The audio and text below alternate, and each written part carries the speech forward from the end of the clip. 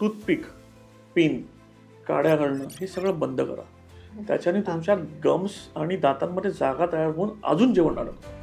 जोपर्यंत दुखत नाही, तोंडाचा वास येत नाही, दाता म्हणजे हिरड्यांमधून रक्त येत नाही, तोपर्यंत आपल्याकडे डेंटिस्टकडे लोक जातच नाही. हे दुर्दैव आहे इंडियामध्ये की फक्त 7% लोक ते 8% लोक डेंटिस्टकडे जातात.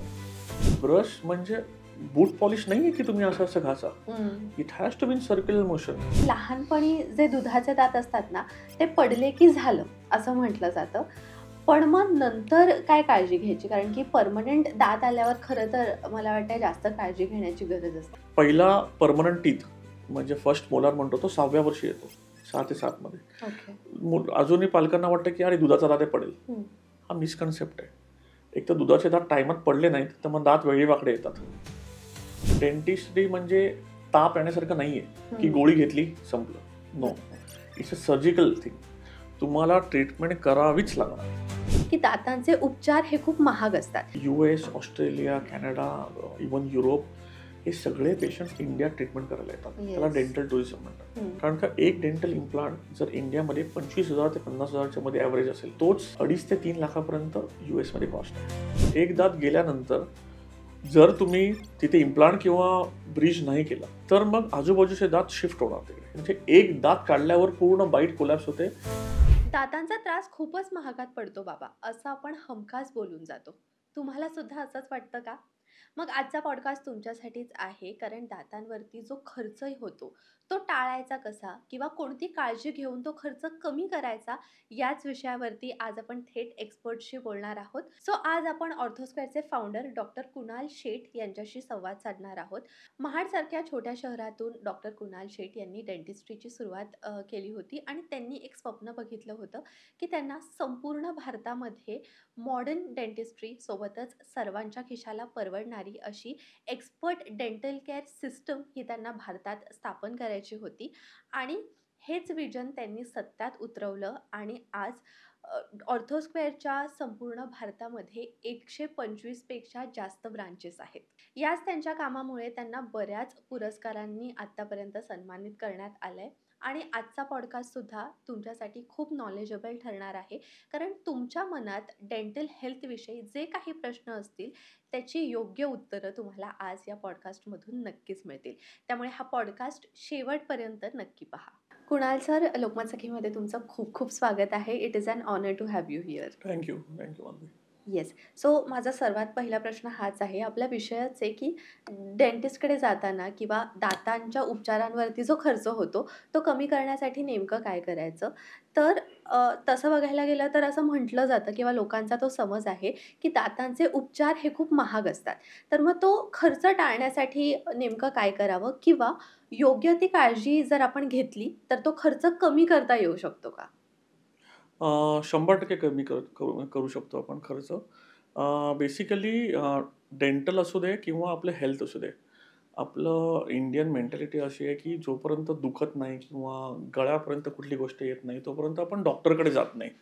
किंवा स्पेशली कोविड नंतर आता ट्रेंड चेंज झालाय की हेल्थ चेकअपसाठी लोकांचं कल जो म्हणतो तो आपण जास्त झालेला आहे. तसंच नुसतं डेंटलसाठी नाही आहे, आय स्पेशल म्हणा की तुम्ही ENT म्हणा किंवा तुम्ही तुमचे ब्लड रिपोर्ट्स म्हणा, हे टाईम टू टाईम चेक केले पाहिजेत एजप्रमाणे.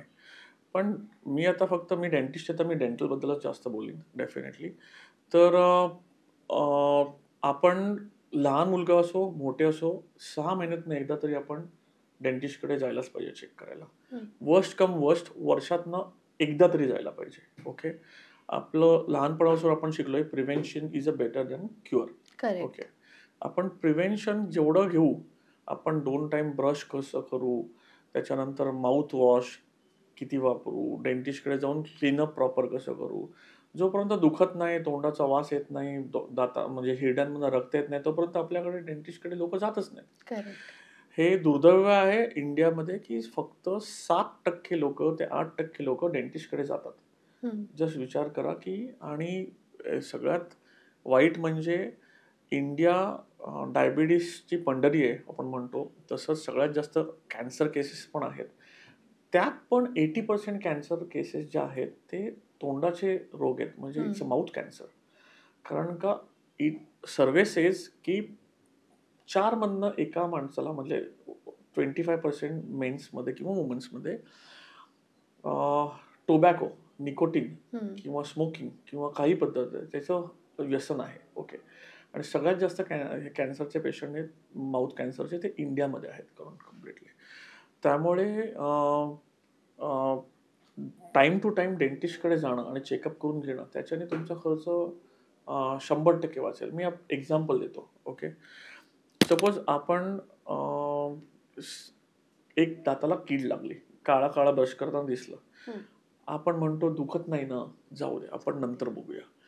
त्यामुळे ती फिलिंग जी आहे ती 1000-2000 रुपये जे खर्च होणार आहेत फिलिंग करून, म्हणजे चांदी तर आता आउटडेटेड झाली, कंपोजिट्स आहेत, सिमेंट्स आहेत, कारण सिरामिक तर कॅप्स झाल्या, सिरामिक फिलिंग्स पण येतात ऑफकोर्स. तर ते आहे, टेन्शन वाचू शकतो आपण. तोच दात वाढ बघतो. दाताचे 3 लेअर आहेत, इनॅमल, डेंटिन, पल्प. आता माधवी, जर मी तुम्हाला क्वेश्चन उलटा विचारला की सगळ्यात जास्त शरीरामधले हार्डेस्ट सबस्टन्स कुठला आहे, म्हणजे सगळ्यात जास्त कडक हे, तर तुम्ही कुठला आन्सर द्या? दातच आहे ना, I guess. Enamel. Okay. Okay. Just imagine, enamel आपण जेव्हा दाताला कॅप लावतो तेव्हा काटे से काटा निकलता है, वैसे इनॅमल कट करण्यासाठी आपल्याला डायमंड लागतं. आणि हे जे बर्स आहेत डायमंड बर्स असतात. मेटल पण नाही करू शकत कट, आणि त्याच्याने दाताला इजा होईल ती दुसरी गोष्ट. डायमंडने आपण ते दात कट करतो जेव्हा आपण कॅप लावतो तेव्हा, रिशेपिंग म्हणतो मी ते. तर एवढा सबस्टन्स कडक आहे. पण शुगर आणि बाकी सगळ्या ह्याच्यानी जे आहे त्याच्यामुळे तो किडतो, सुक्रोज आणि ते. तर इनॅमलला दात कीड लागली की तुम्हाला कळत नाही, तो फक्त दिसतो. त्याच्यानंतर डेंटिन आहे. डेंटिनला झालं, डेंटिनला जर तुम्हाला कीड पोचली तर तुम्हाला सेन्सिटिव्हिटी येते, किंवा थंड पाणी, गरम पाणी, की तुम्ही गोड खाता तेव्हा, ते पण रिव्हर्सिबल आहे. एकदा ती पल्पमध्ये पोचली कॅव्हिटी की मग तो दात रूट कॅनलला जाणार. बरं ठीक आहे, तोपर्यंत पण ठीक आहे की रूट कॅनल करून त्याच्यावर कॅप लावून आपण तो वाचू शकतो. तर ह्याच्यात पण खूप प्रकार आहे की रूट कॅनल केल्यानंतर लोक म्हणतात दात आता दुखायचं थांबलं ना, मग आता कॅप किंवा क्राऊन नको लावायला, पैसे वाचू. पण एव्हरी रूट कॅनल केल्यानंतर कॅप लावणं जरुरी आहे. कारण का रूट कॅनल केल्यानंतर दात ब्रिटल होतो. ब्रिटल झाल्यावर जर तुम्ही कडक खाल्लं तर दात फ्रॅक्चर होणार. बरोबर. किती तुम्ही स्वतः, मी प्रेक्षकांना पण सांगू इच्छितो, तुम्ही आठवा की जर तुम्ही रूट कॅनल केलं असेल आणि कॅप नसेल लावली तर दात कधी ना कधीतरी फ्रॅक्चर होणारच. जेव्हा तुम्ही कॅप लावता तेव्हा ते फोर्स इक्वली डिस्ट्रीब्यूट होतं आणि तो दात वाचतो. तो ऍटलिस्ट 10-15 वर्ष तरी त्याला काय होत नाही. जर तुम्ही प्रॉपरली क्लीन करून 6 मंथ्सने डॉक्टरकडे जात असाल, वॉटर फ्लॉसर यूज करत असाल, डेंटल फ्लॉस यूज करत असाल. असं डेंटल फ्लॉस हे किती लोकांना माहिती आहे त्याच्यात पण मला एक क्वेश्चन आहे. नाही माहिती आहे लोकांना. तुम्ही तुमच्या प्रत्येक डेंटिस्टकडे जाऊन तुम्ही स्वतःहून विचारा की डेंटल फ्लॉसिंगचं टेक्निक कसं आहे, ब्रशिंगचं टेक्निक कसं आहे. त्याच्यावर तर मी वेगळं बोलीनच. कारण का ब्रश म्हणजे बूट पॉलिश नाहीये की तुम्ही असं असं घासा. It has to be in circular motion. नसेल तर युट्यूबवर जाऊन व्हिडिओ बघा की ब्रशिंग टेक्निक कसं आहे. ब्रश हा फक्त सॉफ्टच यूज केला पाहिजे, हार्ड ब्रश यूज करायलाच नाही पाहिजे. लोक खूप म्हणतात की सर आम्हाला तर सवय झाली आता हार्ड ब्रश हे करायची. म्हणजे 17 वर्षाच्या प्रॅक्टिसमध्ये मी मोस्ट ऑफ द प्रॉब्लेम फक्त वाईट ब्रशिंग हॅबिट, म्हणजे बॅड ब्रशिंग टेक्निक या ह्याच्यामुळे झालेलं आहे. ब्रशिंग टेक्निक व्यवस्थित असेल, तुम्ही 2 टाइम ब्रश व्यवस्थित केला, तुम्ही वॉटर फ्लॉसर किंवा फ्लॉसिंग वापरलं, आणि जर तुम्ही माउथवॉश दिवसातनं रात्री झोपताना केलं, तुमचं 90% खर्चही कमी होणार. त्यासाठी ऑर्थोस्क्वेअर 399 रुपयामध्ये आणि ऑनलाईन बुक केलं तर 299 रुपयांमध्ये एक हेल्थ डेंटल प्लॅन देतात तुम्हाला कम्प्लिटली. त्याच्यात वर्षातनं तुम्हाला 2दा cleaning, unlimited checkup, X-rays free, हे तुम्हाला प्लॅन आहे. फक्त अवेअरनेस क्रिएट करण्यासाठी. ह्याच्यात आमचा लॉस आहे. करेक्ट, बरोबर आहे. पण तरी पण की 7-8% जे लोक आहेत तो 40% पर्यंत पोहोचावं कम्प्लिटली, हा उद्देश आहे कम्प्लिटली. ते पोचेसपर्यंत म्हणून आम्ही हा प्लॅन देतोय की लोकांनी येऊन ऍटलिस्ट प्रिव्हेन्शन प्रमाणे म्हणजे हम्म. त्यांच्या आज 300 रुपयात काय कॉफी येते ऍक्च्युली माधवी. करेक्ट. तर एवढं पण म्हणजे लोकांना मग लोक नावं ठेवतात आणि म्हणतात डेंटिस्ट्री महाग आहे. Dentistry is not costly, negligence is costly. Yes absolutely. Okay. So right. तुम्ही जेवढं तो रूट कॅनलचा दात रूट कॅनल कॅप नाही केलं मग तो एक्स्ट्रॅक्शनला जाणार. एक्स्ट्रॅक्शन नाही केलं मग तिकडे म्हणजे एक्स्ट्रॅक्शन केलं सपोज तर मग ब्रिज किंवा इम्प्लांटचा खर्च येणार. बरोबर. बरं तो एक दात जाईसपर्यंत पण ठीक आहे. एक दात गेल्यानंतर जर तुम्ही तिथे इम्प्लांट किंवा ब्रिज नाही केला ओके तर मग आजूबाजूचे दात शिफ्ट होणार तिकडे. दातांमध्ये फोर्स एवढा असतो आपण खातो ते मॅस्टिकेटरी फोर्स कंटिन्युअस वरचा दात खालती येतो जी दात नसेल तर बाजूचे दात त्या जागेत शिफ्ट होतात. पूर्ण बाईट तुमची कोलॅप्स होते. म्हणजे एक दात काढल्यावर पूर्ण बाईट कोलॅप्स होते. एक तर दात सपोज राईट साईडचा काढला लोक लेफ्टने खातात. मग जेव्हा लेफ्टला दुखायला लागतं तेव्हा मग विचार करणार की नाही आता दोन्ही काहीतरी करायला पाहिजे. त्यापेक्षा तुम्ही आणि आज मला तर वाटतं सगळीकडे डेंटिस्ट आहेत. येस. इंडियामध्ये आज 3 लाख डेंटिस्ट आहेत आणि दरवर्षी जवळजवळ 25,000 डेंटिस्टची भर पडते. त्यामुळे असं तर नाही की पहिल्यासारखं की पूर्वीच्या काळी डेंटिस्ट गावागावात पण नव्हते आणि तेव्हा त्यांना पण वेळ नसायचा त्यामुळे दात दुखला काढा. आज केवढी तरी लोकसंख्या आहे की ज्यांच्याकडे दात नाही आहेत. ओके. आता तर सगळीकडे डेंटिस्टची अवेलेबिलिटी आहे. तुम्ही वाचू शकता दात. आज बोटाला लागलं कोण बोट कापेल का? नाही. म्हणजे तुम्ही दाताकडे तेवढं लक्ष देत नाही. त्यामुळे हे एक्सपेन्सेस वाढतच जाणार. डेंटिस्टचे एक्सपेन्सेस तेव्हाच स्टॉप होणार जेव्हा तुम्ही त्याची ट्रीटमेंट करून घेणार. डेंटिस्ट्री म्हणजे ताप येण्यासारखं नाहीये की गोळी घेतली संपलं. No, it's a surgical thing. तुम्हाला ट्रीटमेंट करावीच लागणार. Correct correct. आणि हे मी जर तुम्हाला सांगितलं की डेंटिस्ट निग्लेक्ट करेसपर्यंत ह्याचे प्रॉब्लेम डायबिटीस गुडघेदुखीपर्यंत जातात तर तुम्हाला विश्वास बसेल नाही. मी तुम्हाला एक्झाम्पल देतो. सपोज एक एक दात काढून आपण दात काढत जातो. दात काढल्यानंतर लोक म्हणतात अरे हार्ड आहे ना किंवा मी हिरड्याने चावीन. बरं मी परत एकदा सांगतो. हिरडी म्हणजे तुमची स्किन आहे. It's a soft tissue. तुमचं प्रेशर जे आहे तो विचार करा. इनॅमल सगळ्यात जास्त कडक सबस्टन्स मी आत्ताच सांगितलं. त्याच्यानी म्हणजे त्याला डायमंड लागतो कट करायला. तर इनॅमल एवढं हार्ड आहे. बोन हार्ड नाही आहे. बोन रिझॉर्ब्ड होतं. त्यामुळे तुम्ही जेव्हा कवळी लावता किंवा कवळी न लावता पण तेव्हा तुम्ही खाता तेव्हा ते प्रेशर हाडावर येतं आणि हाड तुम्ही कुठल्याही म्हाताऱ्या लोकांकडे जे कवळी लावतात किंवा नाही आहेत त्यांचा चेहरा बघा दात गेल्यावर पूर्ण आच इंटिग्रिटी जाते. कॉन्फिडन्स जातो स्वतः आणि खात नाहीत. बरं खात नाहीत मग पातळ खातात ज्यूस जास्त पितात लिक्विड पितात म्हणून शुगर लेवल फ्लक्च्युएट होते. आपल्याला आयडियली 3 ते 4 वेळा खायला पाहिजे. मग ते पोट भरत नाही मग सारखं खात राहतात. मग शुगर लेवल फ्लक्च्युएट झाली की डायबिटीस कंट्रोलमध्ये येत नाही. बरं तुम्ही खाता आणि पचत नाही तर मग तुमची ऍसिडिटी वाढते. गॅस पोटाचे प्रॉब्लेम. बरं ऍसिडिटी वाढल्यानंतर युरिक ऍसिड लेवल वाढतं. युरिक ऍसिड म्हणजे काय ते जाऊन तुमच्या जॉईंटमध्ये डिपॉझिट होतं. त्याला गाऊट म्हणतात. मग म्हणतात की गुडघेदुखी चालू झाली म्हातारपणी. अरे पण ह्याचं सगळं सर्कल तुमचे दात आहेत. एंट्री चांगली असेल तर एक्झिट चांगलं तुमची अख्खी बॉडी चांगली. करेक्ट. राईट. त्यामुळे दातांकडे दुर्लक्ष नका करू. आणि मी सगळ्यांना विनंती करतो की तुम्ही वर्षातनं एकदा तरी डेंटिस्टकडे गेलात ना तुमच्या 80-90% तुमचा खर्च जो तुम्ही आयुष्यभरात डेंटिस्टकडे करणार तो वाचेल. तुम्ही नुसतं डेंटल नाही तुम्ही हेल्थकडे पण वर्षातनं एकदा हेल्थ चेकअप करा. 40 नंतर तर पूर्ण बॉडी चेकअप करणं खूप जरुरी आहे. गरजेचं आहे. राईट. सो तुम्ही आताच मेन्शन केलं की ऑर्थोस्क्वेअरमध्ये 299 किंवा 399 मध्ये वर्षभराचा प्लॅन मिळतो ज्याच्यामध्ये क्लीनअप्स आणि डेंटल चेकअप्स दिले जातात.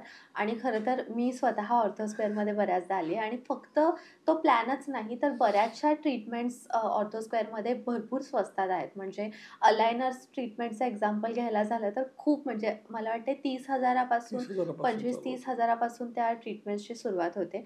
आणि आय कॅन प्राऊडली से की आपलं इतक्या महिन्यांपासूनचं कोलॅबरेशन आहे आणि आपण बऱ्यापैकी तो डेंटल अवेअरनेस आपल्या ऑडियन्स मध्ये क्रिएट केला आहे मिळून.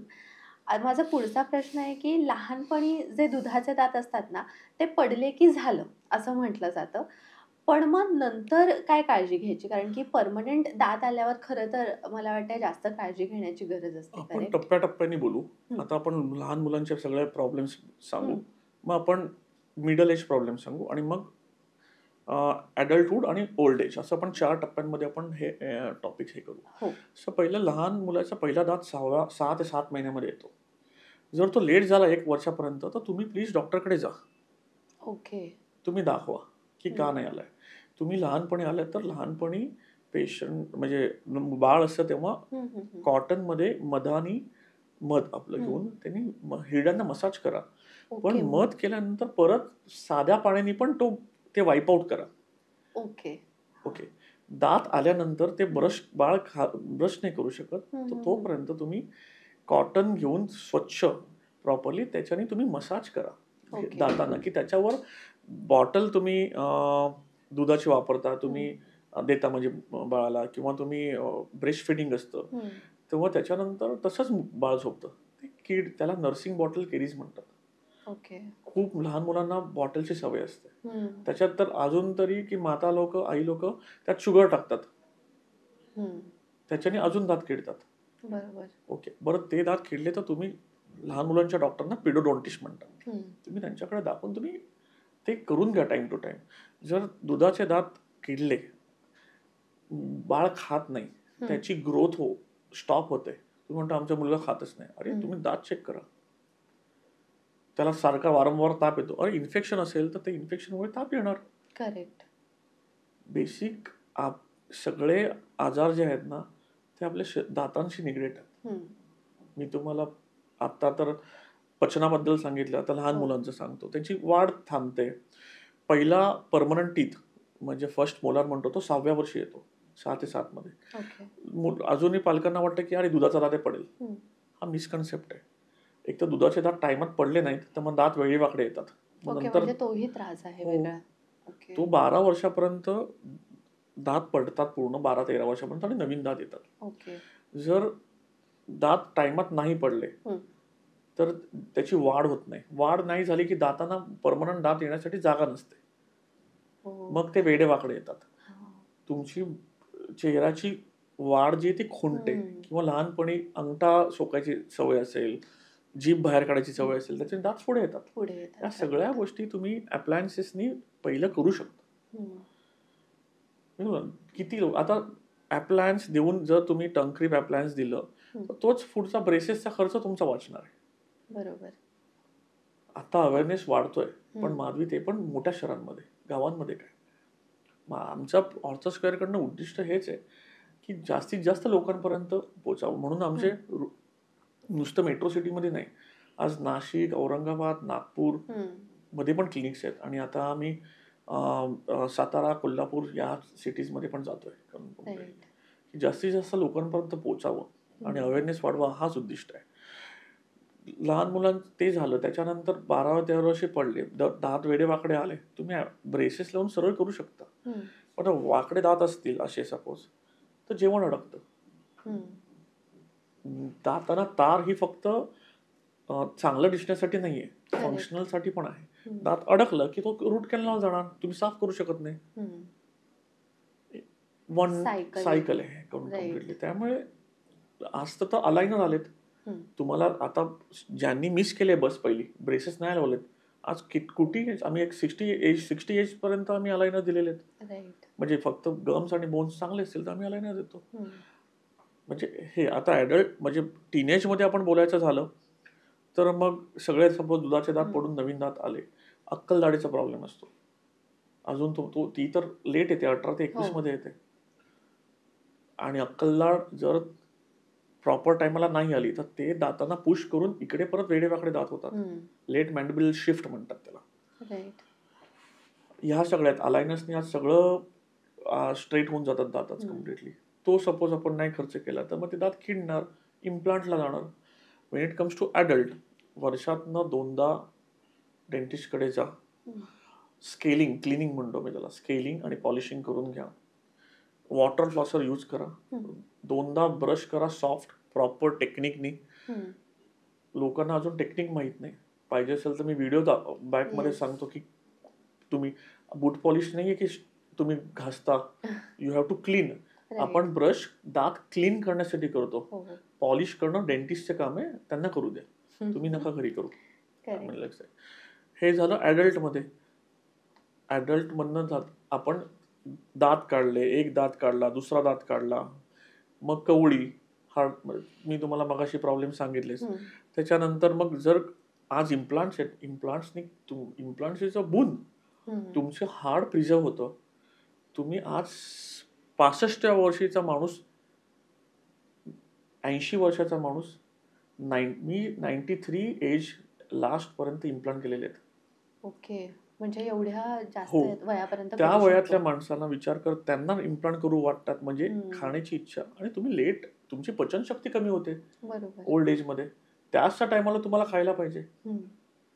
तुम्ही जेव्हा खाणार प्रॉपर, मी 60व्या वर्षी तुम्हाला 20 वर्षासारखे दात देऊ शकतो इम्प्लांटने. आयुष्यभर ऑर्थोस्क्वेअर मध्ये लाईफ लॉंग वॉरंटीवाले आम्ही इम्प्लांट देतो. एकदाच तुम्ही खर्च करा, परत आयुष्यभर तुम्हाला काहीच प्रॉब्लेम नाही. पण डेंटिस्टकडे जाणं महत्वाचं आहे. हा एक सगळ्यात महत्वाचा पॉइंट आहे. आणि आपल्या भारतामध्ये खरं तर डेंटिस्ट्रीचं जे म्हणजे एक हब बनतंय, आणि फॉरेनवरून पण लोक येतात. म्हणजे मी ऑर्थोस्क्वेअरमध्ये बऱ्याचदा आली आहे, तेव्हा बरेचसे फॉरेनवरून पेशंट्स आलेले आहेत उपचार करण्यासाठी. डेंटिस्ट्री पूर्ण वर्ल्डमध्ये, इंडियामध्ये चीप आहे. ओके, आणि नुसती चीप नाही, बेस्ट आहे. Indian dentist are the best. Okay, Indian doctors are the best. हे सगळे पूर्ण हे केलं तर त्याच्यामुळे US, Australia, Canada, even Europe, हे सगळे पेशंट्स इंडियात ट्रीटमेंट करायला येतात. त्याला डेंटल टुरिझम म्हणतात. ऑर्थोस्क्वेअर खूप केटर करतं डेंटल टुरिझम. कारण का एक डेंटल इम्प्लांट जर इंडियामध्ये 25,000 ते 50,000च्या मध्ये ॲव्हरेज असेल, ओके, तर तोच 2.5 ते 3 लाखापर्यंत US मध्ये कॉस्ट आहे.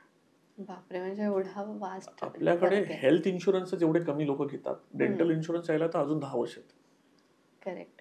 ओके, आणि इन्शुरन्स आला तरी पण आपल्याकडचे अवेअरनेस जोपर्यंत वाढत नाहीये, आता वाढत चाललाय पोस्ट कोविड, पण अजूनही त्याचा स्पीड खूप वाढणं जरूर आहे. म्हणजे मला सुद्धा हे माहिती नव्हतं की परदेशातून लोक आपल्याकडे येतात.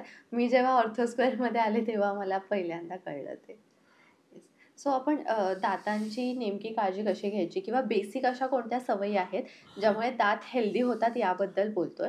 तर सर्वात पहिला सल्ला दिला जातो की सकाळी आणि रात्री झोपताना ब्रश करायला हवा. पण त्या व्यतिरिक्त दिवसभरात नेमकी काय काळजी घ्यायची? ओके, दिवसभरात काळजी म्हणजे सकाळी आपण ब्रश केला, ओके, ब्रश केल्यानंतर आपण जेव्हा जेव्हा खातो तेव्हा ॲटलिस्ट आपण खळखळून चूळ भरली पाहिजे. ओके, सगळ्यात बॅन म्हणून गोष्ट सांगतो, टूथपिक, पिन, काड्या घालणं हे सगळं बंद करा. त्याच्याने तुमच्या गम्स आणि दातांमध्ये जागा तयार होऊन अजून जेवण अडकतं, गॅप्स तयार होतात. त्यासाठी डेंटल फ्लॉस आहे. आता वॉटर फ्लॉसर आलेले आहेत. मी कुठल्या कंपनीबद्दल सांगत नाही वॉटर फ्लॉसर, पण वॉटर फ्लॉसर खूप कंपनीचे आहेत. ते तुम्ही वापरा. तुम्ही मतलब keep a water flosser with you and keep a dentist away. Buy a water flosser and keep a dentist away. ही नवीन आता म्हण बोलायला हरकत नाहीये. वॉटर फ्लॉसरनी तुमचे 90% प्रॉब्लेम सॉल्व्ह होतात. तुम्ही रात्री झोपताना जरी, जे नॉन व्हेजिटेरियन खातात त्यांना तर वॉटर फ्लॉसर करणं जरूरच आहे. 2,500 रुपयाची मशीन असते, पूर्ण फॅमिली यूज करू शकते. वेगळ्या टिप्स असतात त्याच्यामध्ये. वर्षाची वॉरंटी पण. अरे 2 वर्षात गेला तरी पण फरक नाही पडत की भाई. माझे पेशंट म्हणतात खूप, अरे सर मैंने वो टाइम पे लिया था. अरे सर, पण तुम्ही खाताय. आपण सगळ्यात जास्त बॉडीमध्ये दात जास्त यूज करतो. रवंत खातच असतो, चरतच असतात आपल्याकडे. तुम्ही दातांकडला एवढं देता, तर मग तुम्ही त्याच्यावर काळजी पण घेतली पाहिजे. तुम्ही हे केलं पाहिजे. माउथवॉश, रात्री झोपताना एकदा माउथवॉश प्रॉपर करा. माउथवॉश वापरण्याचे पण तुम्ही, मी कुठल्या कंपनीचं नाव घेणार नाहीये, तुम्ही पाण्यामध्ये मिक्स करून डायल्यूट करून माउथवॉश वापरा. डायरेक्ट माउथवॉश जे आहे ते जर वापरलं तर तोंड जळतं. आजकाल अल्कोहोल फ्री माउथवॉश आलेले आहेत. ओके, स्ट्रॉंग माउथवॉश कुठल्या कंपनीचे जे युजली वापरतात ते बंद करा. कारण का त्याच्याने तुमचे गम्स तुम्हाला जळल्यासारखं वाटतं. तुम्ही जेव्हा ते पाण्यात मिक्स करून हे करा, तो पूर्ण इफेक्ट राहतो. ओके, ते करा तुम्ही. रात्री झोपल्यावर माउथ वॉश केल्यानंतर काहीही खायचं नाही किंवा काही नाही. ओके. तो इफेक्ट पूर्ण राहिला पाहिजे. तुमचे प्लाक अक्युमुलेशन जे आहे ना ते स्टॉप होऊन जातं. पण जर का कंटिन्यू समजा एखाद्या व्यक्ती ब्रश करत असेल तर मग ते दोन्ही सोबत हो करायचं का? ब्रश करणं हे वेगळं आहे. दातांच्या मध्ये तुम्ही कसं ब्रश कराल मॅडम? नाही. तुम्हाला माउथ वॉश तिकडे हो. फ्लो होतं कम्प्लिटली. प्लाक. आणि तुम्ही विचार करा 8 तास रात्री तुम्ही तोंड उघडं ठेवून झोपत असतील कोण, बॅक्टेरिया जातात कम्प्लिटली, त्याच्याने इफेक्ट राहतो कम्प्लिटली. आणि तुम्ही म्हणजे प्लाक अक्युमुलेशन जे म्हणतात ते स्टॉप होतं. आणि plaque once it calcified become calculus. खूप जण म्हणतात की दात क्लीन केल्याने हालतात. हे मिसकन्सेप्ट आहे. ते तुमचा कॅल्क्युलस काढल्यानंतर तो कॅल्क्युलसच्या सपोर्ट नसतं. गम्स रिसीड होतात, गम्स खाली खाली जातात. त्या कॅल्क्युलसच्या सपोर्टवर तुमचे दात आहेत, ते क्लीन केल्यावर हालतात. पण ते नाही केलं तर अजून गम्स खालती जातील आणि दात निघून जातील. आपल्याकडे हिरड्यांचे प्रॉब्लेम एवढे आहेत. लोक माझ्या 17 वर्षामध्ये किती म्हणजे जोपर्यंत प्रॉब्लेम येत नाही तोपर्यंत येत नाही. लोक 10-10 वर्ष आयुष्यात गेलीच नाही 25-25 वर्ष डेंटिस्टकडे. आज एवढ्या टूथपेस्टच्या टूथब्रशच्या ऍड आहेत किंवा हे आहेत. एवढं सगळं तुम्ही वेगवेगळ्या भागातल्या टूथपेस्ट आणि टूथब्रश वापरण्यापेक्षा डेंटिस्टकडे जाऊन क्लीन करून घ्या. ते सेव्ह होऊन जाणार तुमचं. ब्लिडिंग आलं तर पहिलं तुम्ही डॉक्टरांकडे गेलं पाहिजे आणि क्लीन केलं पाहिजे. आज सगळ्याला सोल्युशन आहे. सो तुमच्या मते अशी कोणती मोठी चूक आहे जे लोक दातांच्या बाबतीत हमखास करतात आणि त्यामुळे खरं तर त्यांच्या खिशाला कात्री लागते? डेंटिस्टकडे न जाणं हीच मोठी चूक आहे पहिली गोष्ट. दातांमध्ये पिन किंवा काडी करणं ही दुसरी मोठी चूक आहे. ब्रश जोरात आणि हार्ड ब्रश यूज करणं ही तिसरी चूक आहे कम्प्लिटली. आणि आजचं मरण उद्यावर ढकलणं ही चौथी मोठी घोड चूक आहे. डेंटिस्ट ही तापासारखं नाही, गोळी घेतली की संपलं. तुम्हाला प्रोसिजर करावीच लागते. It's a surgical field. डेंटिस्टची डेफिनेशन जी आहे it's a art and science.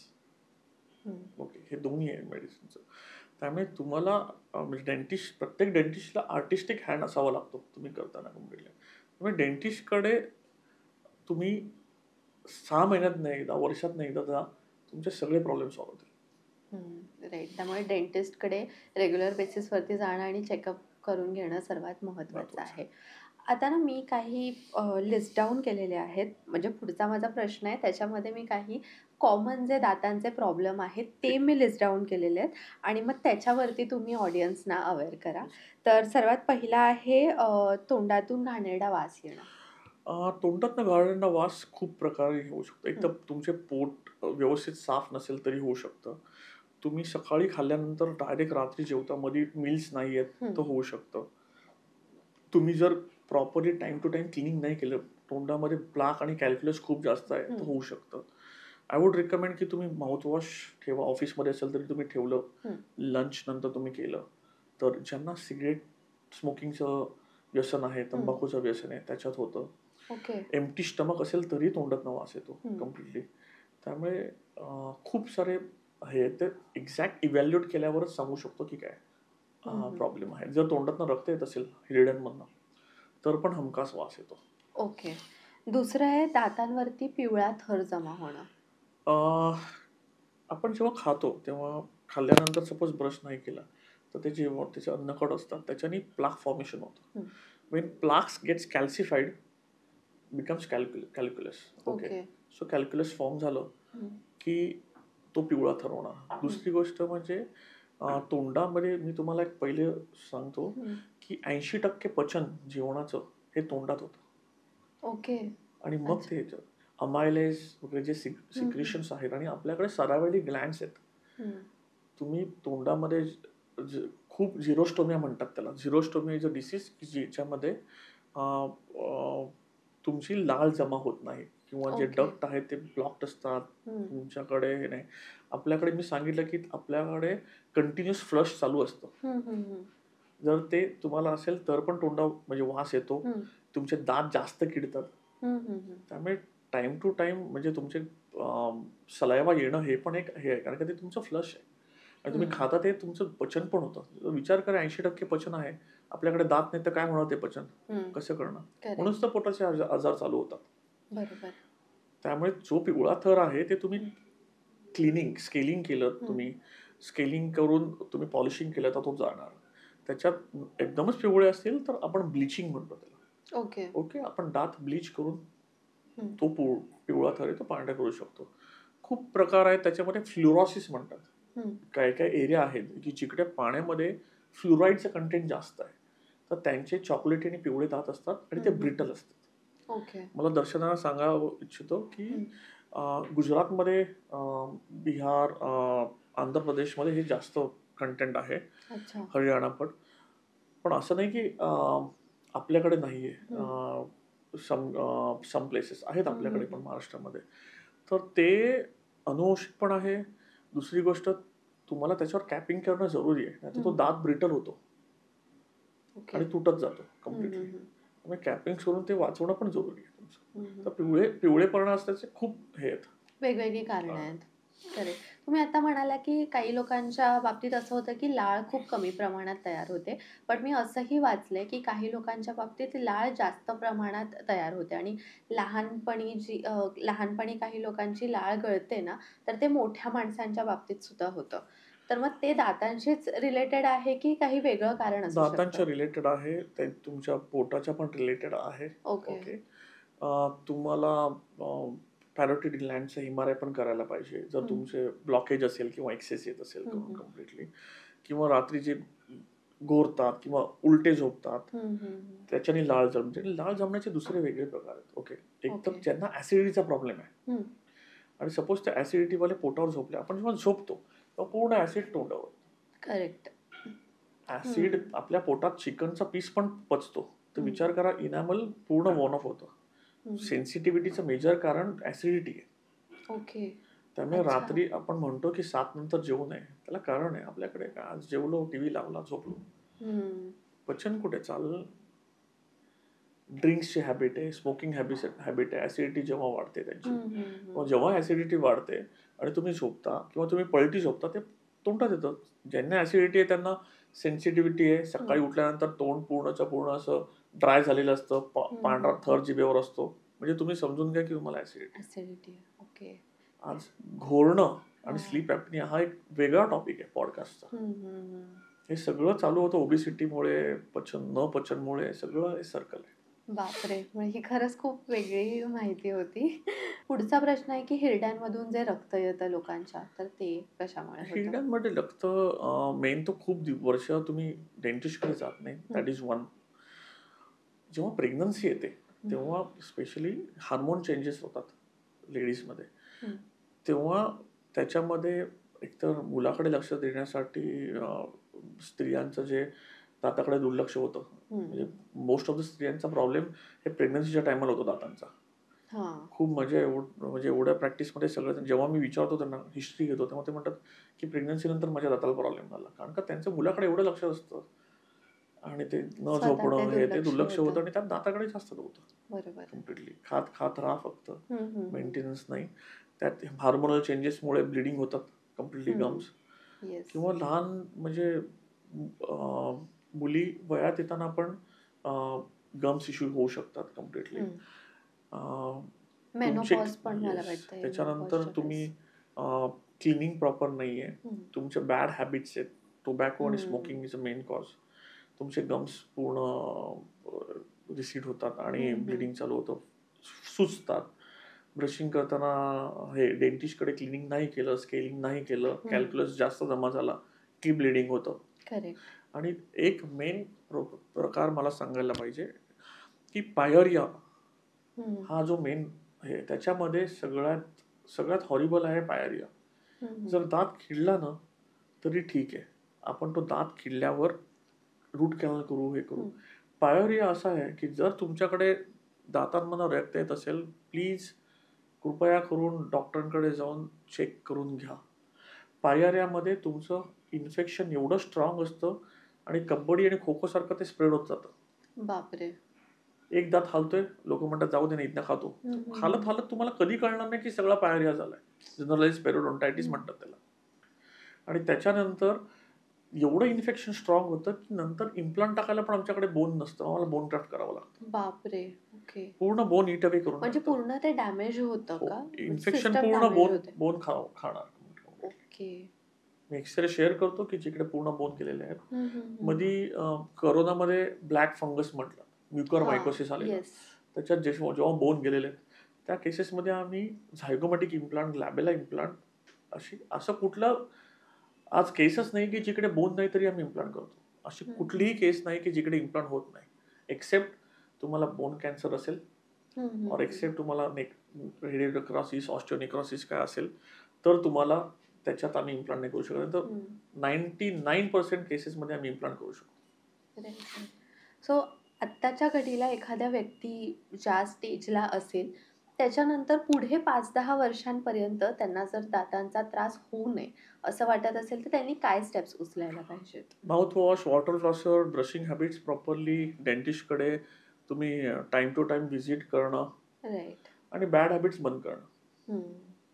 Sugar food, popcorns, chips जर खाल्ले तरी तुम्ही लगेच चूळ भरा किंवा ब्रश करा. बरोबर, करेक्ट. Sad simple. आता ना आपण एक छोटासा रॅपिड फायर खेळणार आहोत. तर डेंटल हेल्थ विषयी काही मी तुम्हाला प्रश्न विचारते, त्याचे आन्सर द्या. सो सर्वात पहिलं की तुमच्या पेशंट्समध्ये आढळून येणारा कॉमन प्रॉब्लेम इतक्या वर्षाच्या तुमच्या प्रॅक्टिसमध्ये? मी आय एम इम्प्लांटॉलॉजिस्ट. माझ्याकडे मोस्ट ऑफ द पेशंट जेव्हा येतात तेव्हा त्यांचे दातच नसतात. That is one. पण येस, सगळ्यात जास्त म्हणजे कॅल्क्युलस असणं, म्हणजे खूप वर्ष झाले डेंटिस्टकडे गेला नाहीये. That is a major. म्हणजे दात पिवळे होणं किंवा थर जमा होणं. राईट. सेकंड आहे की दिवसातून किती वेळा ब्रश हा केलाच पाहिजे? 2 वेळा. ओके. इलेक्ट्रॉनिक ब्रश वापरायचा की साधा ब्रश? कारण आता इलेक्ट्रॉनिक ब्रश इलेक्ट्रॉनिक मी प्रमोट नाही करत कुठली कंपनी, पण इलेक्ट्रॉनिक मध्ये प्रेशर स्मूथ असतं. ओके. जसं ब्रशिंग टेक्निक करायला पाहिजे तसं हे होतं. त्यामुळे electronic brush definitely. Yes. Mouthwash कधी वापरावा? रात्री झोपताना. ऑल्सो पुढचा जो प्रश्न आहे तो ब्रश एक्झॅक्टली किती वेळा केला पाहिजे? कारण की बरेच लोक किती वेळा म्हणजे किती वेळ केला पाहिजे, ड्युरेशन काय असलं पाहिजे? क्वेश्चन असतो प्रत्येक वेळेस की ब्रश कुठला वापरायचा डॉक्टर आणि कुठली पेस्ट वापरायची. ओके. ब्रश कुठला वापरायचा ह्याच्यात सॉफ्ट किंवा अल्ट्रा सॉफ्ट वापरायचा. ओके. आणि पेस्ट कुठली वापरायची तर मी कुठली कंपनीचं नाव नाही घेणार, पण इंडियापासून पाकिस्तानपर्यंत अख्खं नाही लागत त्या टूथब्रशवर. एक वाटाण्याच्या दाण्या एवढं टूथपेस्ट बास असते, पुरेशी असते. मेन ब्रश म्हणजे कुठली पेस्ट वापरण्यापेक्षा तुम्ही ब्रशिंग टेक्निक कसं करतो. It's a circular motion. मी इथे पण दाखवतो की सर्क्युलर मोशन मध्ये ब्रश आणि असं कधीच नाही केलं पाहिजे. त्याच्याने तुमचे इनॅमल आहे ना तो झिजतो. गम्स आणि इनॅमल मध्ये सेन्सिटिव्हिटी वाढते त्याच्यामुळे. आणि हार्ड ब्रश तर आजच्या आज फेकून द्या. म्हणजे ब्रश कंपनी हार्ड ब्रश का वापरतात तेच मला म्हणजे प्रोड्यूस का करतात तेच मला माहित नाही. प्रोडक्शनच बंद केलं पाहिजे. शॉर्ट ब्रशच केले पाहिजे. मेजर प्रॉब्लेम त्याच्याने येतात सेन्सिटिव्हिटीचे. आपण आता डेंटल हेल्थबद्दल आणि रोजच्या रोज किंवा रेग्युलर बेसिसवरती दातांची काळजी कशी घ्यायची याबद्दल आपण बोललो आणि त्यामध्ये मेन पैसे कसे वाचवायचे याबद्दल आपण बोललो. पण पुढचा जो प्रश्न आहे तो थोडासा वेगळा आहे. खरं तर आपल्याला शरीराचा कोणताही आजार झाला तर आपण लगेच डॉक्टरकडे जातो आणि त्याच्यावरती उपचार घेतो आणि त्यावेळेस खरं तर आपण पैशांच्या बाबत एवढा विचार नाही करत की बाबा खूप पैसे खर्च होत आहेत वगैरे. लगेच आपण ते पैसे खर्च करून टाकतो. पण जसं तुम्ही आधी सुद्धा सांगितलं की आपण तोंडावाटे खातो आणि आपल्या खरं तर आपलं जे दातांचं आरोग्य आहे त्यावरती आपल्या शरीराचं आरोग्य सुद्धा डिपेंड करतं. पण मग दातांच्या बाबतीतच लोक असं का करतात किंवा ती मेंटॅलिटी कशामुळे तयार झाली असं तुम्हाला वाटतं ऍज अ डेंटिस्ट? डोळे 2 आहेत, लिव्हर एक आहे, पोट एक आहे, दात 32 आहेत. मे बी असं असावं. मला पण अजून तो क्वेश्चन नाही पडलेला आहे. आणि म्हणजे इकडनं नाही तर इकडे चालू, जोपर्यंत म्हणजे खेचता येईल तोपर्यंत हे करतो. पण ते वाईट आहे. ते नसेल करायला पाहिजे. ऍटलिस्ट मी यंग जनरेशनला सांगतो की तुमचे आई वडील असतील सपोज, त्यांच्या दातांच्याकडे तुम्ही लक्ष द्या. जर ते कवळी वापरत असतील, कवळी सूट आहे की नाही. कवळी ही सूट होणारच नाही. प्रत्येक 3-4 वर्षानंतर लूज होते. कारण का कवळी स्ट्रक्चर तसं आहे. किती महागातली कवळी बनवा, काही बनवा, कवळी लावली की ते हाड रिझॉर्ब होत जातं. हाड कमी कारण का पूर्ण प्रेशर हाडावर येतं. इम्प्लांट्सनी आज प्रिझर्व होतो तुमचं बोन. तुम्ही सगळं खाऊ शकता. तुम्ही 2 गोष्ट, माझ्याकडे पेशंट होतं मी सगळं सांगतो. तुम्हाला पोटाच्या डॉक्टरांकडे पैसे घालवायचे आहेत का तुम्हाला दातांकडे पैसे घालवायचे आहेत? सिम्पल. पैसे तुमचे जाणारच आहेत. करेक्ट. तुम्ही डिसाईड करा. ऍटलिस्ट दात इम्प्लांट्स करून तुम्ही सगळं खाऊ शकता, बरोबर. सगळं पचेल व्यवस्थित. हम्म. आणि आज आहे फॅसिलिटी. आज मोबाईल वापरताना तुम्ही टचस्क्रीन मध्ये वापरता. मग तुम्हाला अलायनर्स सारखे ऍडव्हान्स ट्रीटमेंट आहेत, इम्प्लांट सारखे ऍडव्हान्स ट्रीटमेंट आहेत. आज सीबीसीटी मशीन्स आहेत. आज ऑर्थोस्क्वेअर मध्ये सीबीसीटी आम्ही फ्री देतो. बाहेर 3,500-4,000 रुपये तुम्हाला कॉस्ट आहे. आज ऑर्थोस्क्वेअर मध्ये कोणी आलं तरी मी cone beam computer tomography, CT scan of teeth, bone, किती बोन आहे इम्प्लांट टाकण्याच्या वरलं फ्री ऑफ कॉस्ट देतो आम्ही. मेजॉरिटी ऑफ द सेंटरमध्ये आमचे सीबीसीटी आहेत, इंटरव्हल स्कॅनर्स आहेत. आज कॅप्स देतो आम्ही, कम्प्युटराइज कॅप झाल्यात. आज तोंडामध्ये खूप लोकांना उलटी वगैरे येते आपण जेव्हा माप घेतो तेव्हा. आज आम्ही माप घेतच नाही, आमच्याकडे कम्प्युटराइज आहे सगळं. अच्छा, ओके. Everything is advance. त्यामुळे तुम्ही मुलांकडे पण म्हणजे आज मेजर जनरेशन जे आहे, म्हणजे मी मधी पालक म्हणतो, तुम्ही आई वडिलांकडे पण लक्ष द्या, तुमच्या मुलांच्या दातांकडे पण लक्ष द्या, तुमच्याकडे पण लक्ष द्या. बरोबर. आज तुम्ही ऑनलाईन जाऊन orthosquare.com वर जाऊन ₹299 मध्ये जर तुम्हाला इंडिव्हिज्युअल हेल्थ चेकअप प्लॅन वर्षभर मिळत असेल तर तुम्हाला अजून ह्याच्यावर काय पाहिजे. एक्झॅक्टली. आणि खरं तर आपण तो थोडासा खर्च वाचवायला जातो आणि मग नंतर जास्त खर्च होतो. प्लस दात तर खराब होतातच आणि बाकी सुद्धा आपल्या शरीराला सुद्धा वेगवेगळे आजार होतात, ते वेगळं. त्यामुळे तो खर्च वाढत. आज कितीतरी डायबेटॉलॉजिस्ट आहेत, डायबिटीस कंट्रोल आणण्यासाठी ते रेफर करतात की तुम्ही दात लावून या.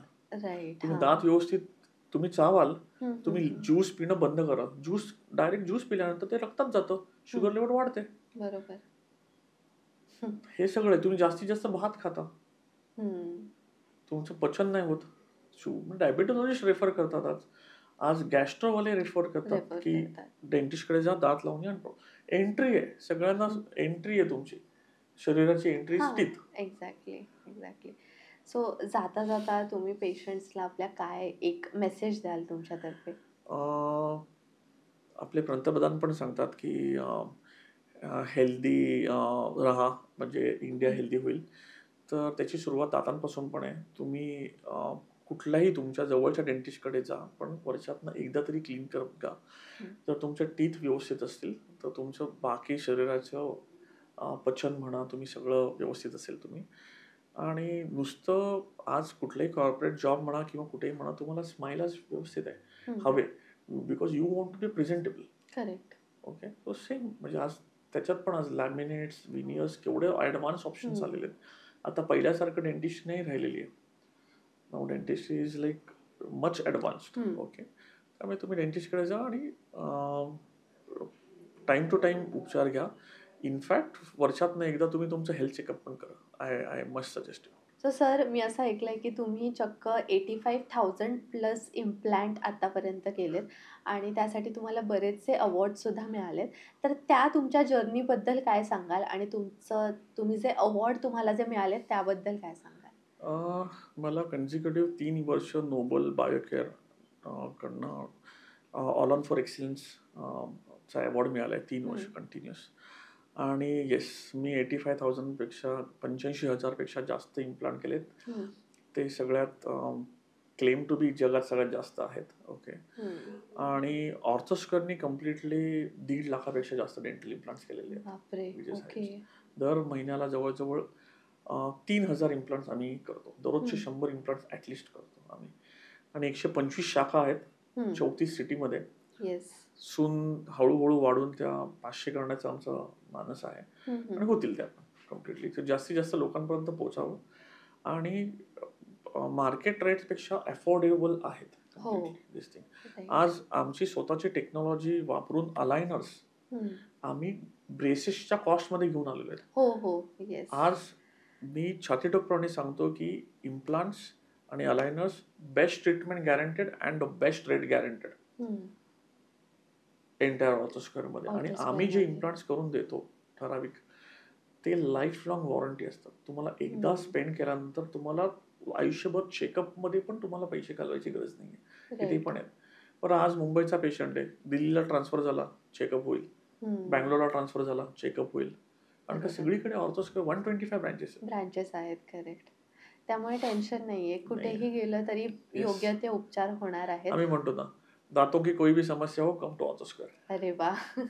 Yes. So yes sir, thank you so much तुम्ही आलात आणि तुमचा वेळ माय आम्हाला प्लेजर. दिला. खूप छान माहिती दिली तुम्ही. म्हणजे अगदी बेसिकपासनं की रोजच्या रोज दातांची कशी काळजी घ्यायची, त्याच्यासोबत ॲडव्हान्स बऱ्याचशा गोष्टी सांगितल्या. बऱ्याचशा अशा गोष्टी सांगितल्या ज्या मलासुद्धा माहिती नव्हत्या आणि आपल्या प्रेक्षकांनासुद्धा नक्कीच माहिती नसतील. त्यामुळे त्यांच्यासुद्धा नॉलेजमध्ये भरपूर भर पडली आहे. आय होप की ह्याच्यानंतर फक्त लोकांमध्ये अवेअरनेस वाढून ॲटलिस्ट क्लीन लोक आपल्या मुख आजार म्हणतात म्हणजे हं, तोंडाचे हं, जे हं. आजार कमी करून जास्तीत जास्त हेल्दी राहण्याचा प्रयत्न करतील. Correct, correct. आणि जसं सरांनी आधीच सांगितलं, की तोंडावाटे आपण ती एंट्री असते आपली आणि आपण तोंडावाटे खातो. त्यामुळे जर डेंटल हेल्थ व्यवस्थित राहिली, तर तुमचं शरीराचं संपूर्ण आरोग्य चांगलं राहील आणि ऑफकोर्स पैसे पण त्यामुळे वाचतील.